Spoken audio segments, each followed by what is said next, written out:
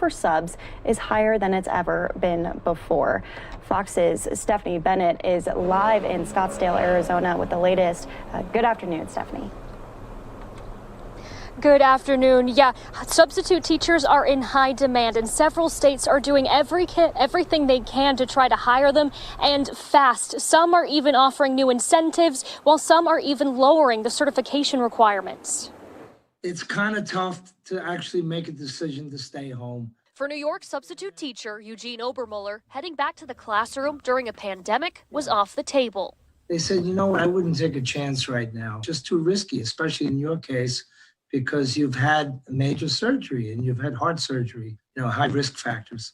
He's not alone. Across the country, hundreds of substitute teachers are retiring early, taking a year off, or changing careers because of COVID-19. It's kind of hard for me. This has been a tough year in the sense that I was recovering and at the same time trying to figure out what to do with the rest of my life.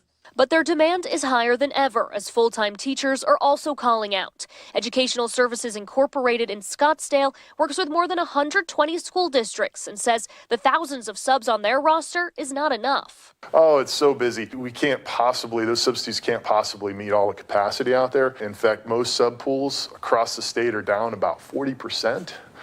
Some cases 60%. To quickly hire subs, several states are temporarily relaxing their qualification requirements, including in Iowa and Missouri. Rhode Island launched a new training program. Michigan districts are using billboards to attract new subs. And in Connecticut, substitutes no longer need a bachelor's degree. In Arizona, just finding full-time teachers is hard enough, as more than 500 quit because of COVID-19 this year. The number of teachers who separate employment right when school starts is astounding, but it just gets worse as the year progresses. As for Obermuller, he says once he's gotten the vaccine and the virus is under control, he wants to get back to teaching. You hear from people and say, we kind of miss you. It's kind of nice because I'm only a substitute teacher, but I feel like I'm part of the school, and I feel like maybe I might have an impact on somebody.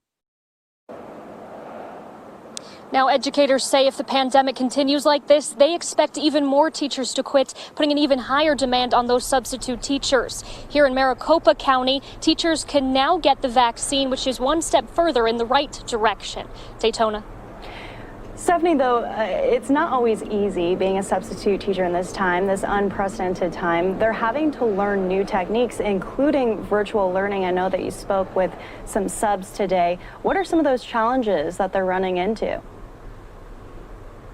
Yeah, a lot of subs are now having to deal with, one, trying to get back into the classroom, and then also adapting to the virtual learning. A lot of schools are not in person right now. They're doing things virtually online. So getting a call 15 minutes before school starts and trying to learn a whole new program can be difficult and off-putting for some substitute teachers. But what's interesting is the ASPA, the survey data people, they said that actually more full-time teachers are actually staying teaching because they can work from home even if they're feeling a little bit under the weather because they're not in close contact with students. They can carry on teaching from the comfort of their own home. So it depends on who you're looking at.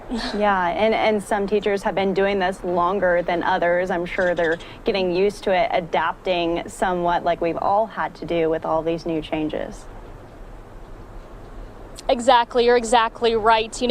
Teachers, they get into the swing of things. They know which students they email, and the substitute teachers, they might not have that closeness or individualness with the students, and it's sometimes like learning a whole new language for them. Yeah, well, we appreciate all of the teachers who are spending time both in person and virtually with these students. It's the future, so it's essential that they're getting good learning. Fox's Stephanie Bennett in Scottsdale, Arizona. A beautiful day out here in Scottsdale, Steph. It's nice to have you here. Thanks. Thank you. And we're going to be checking in on all of these COVID-19 updates. Before we went out to that live update in Scottsdale, Arizona, in case you don't know, we're actually here in Phoenix, Arizona. Our hub, our main headquarters for NewsNOW from Fox is here in Phoenix. We've got a couple other bureaus too, one in Florida, in Orlando, and Los Angeles, California, if you join Stephanie Weaver on the weekend. So we got you covered across the country here on NewsNOW. I'm going to send some of you off to a 2-minute commercial break. When you come back, we're going back out to Georgia because Governor Kemp is still taking questions. If you've been watching News Now this morning, it's been a busy morning. We had an update from the DOJ, which we'll break down a little bit later as well, about some of those new charges, FBI investigations into the Capitol riots and the breach of the Capitol. We heard from President Trump